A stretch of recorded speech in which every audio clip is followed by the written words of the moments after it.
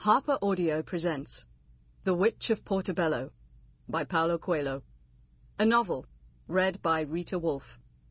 Translated from the Portuguese by Margaret Huld Costa. Copyright 2006 by Paulo Coelho. English translation copyright 2007, Margaret Huld Costa.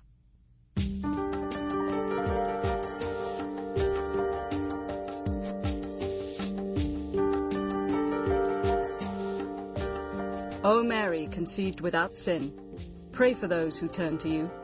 Amen.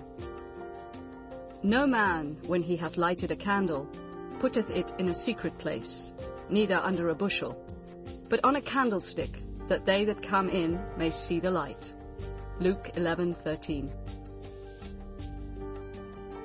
The Witch of Portobello.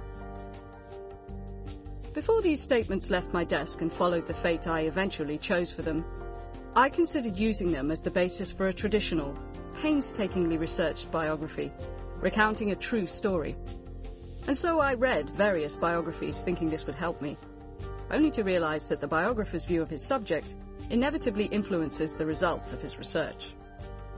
Since it wasn't my intention to impose my own opinions on the reader, but to set down the story of the Witch of Portobello as seen by its main protagonists, I soon abandoned the idea of writing a straight biography and decided that the best approach would be simply to transcribe what people had told me. Helen Ryan, 44, journalist. No one lights a lamp in order to hide it behind the door. The purpose of light is to create more light, to open people's eyes, to reveal the marvels around. No one sacrifices the most important thing she possesses, love. No one places her dreams in the hands of those who might destroy them. No one, that is, but Athena. A long time after Athena's death, her former teacher asked me to go with her to the town of Prestonpans in Scotland. There, taking advantage of ancient feudal powers that were due to be abolished the following month, the town had granted official pardons to 81 people, and their cats, who were executed in the 16th and 17th centuries for practicing witchcraft.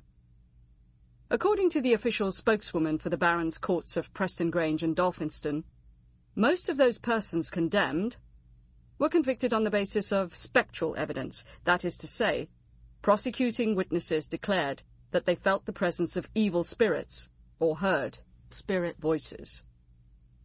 There's no point now in going into all the excesses committed by the Inquisition with its torture chambers and its bonfires lit by hatred and vengeance. However, on our way to Prestonpans, Edda said several times that there was something about that gesture which she found unacceptable. The town and the 14th Baron of Preston Grange and Dolphinston were granting pardons to people who had been brutally executed. Here we are in the 21st century, and yet the descendants of the real criminals, those who killed the innocent victims, still feel they have the right to grant pardons. Do you know what I mean, Heron? I did. A new witch hunt is starting to gain ground. This time the weapon isn't the red-hot iron, but irony and repression. Anyone who happens to discover a gift and dares to speak of their abilities is usually regarded with distrust.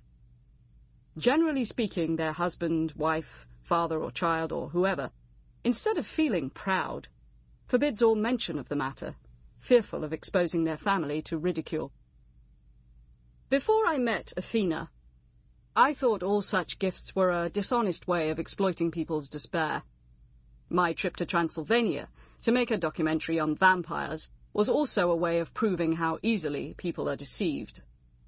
Certain superstitions, however absurd they may seem, remain in the human imagination and are often used by unscrupulous people.